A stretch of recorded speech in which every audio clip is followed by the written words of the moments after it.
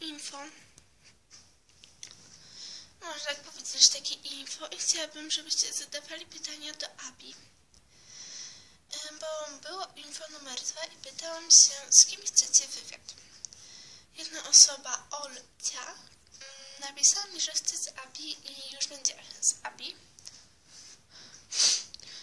Więc chciałabym, żebyście po prostu zadawali mi pytania. Jeszcze muszę zapytać Abi, czy chce, żebyśmy nagrali z nią wywiad. Abi! Co? Chodź tu! Dobra, idę.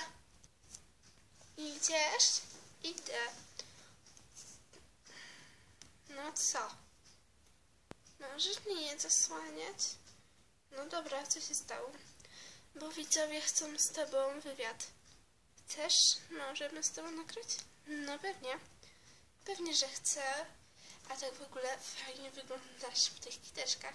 A dziękuję. No więc ja bardzo, bardzo chciałam ten wywiad. Tak, właśnie. Tylko musicie zadawać pytania. Tak? No więc zadawajcie pytania do mnie i wtedy będzie wywiad. A jak nie zadacie, to Raleigh sama je wymyśli. Ale i tak chcę, żebyście je zadali. Tak, właśnie. Więc ja idę, a to Raleigh dokończy. Au. Zarki. Tak. Więc jak widzieliście, Abi bardzo chce, żebyśmy nakręcili ten wywiad, więc mam nadzieję, że zdacie pytania. Do zobaczenia. No i cześć. Aha, jeszcze jak wam się ten filmik spodobał, dajcie suba, czyli subskrypcję.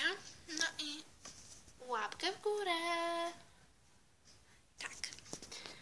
Więc pa!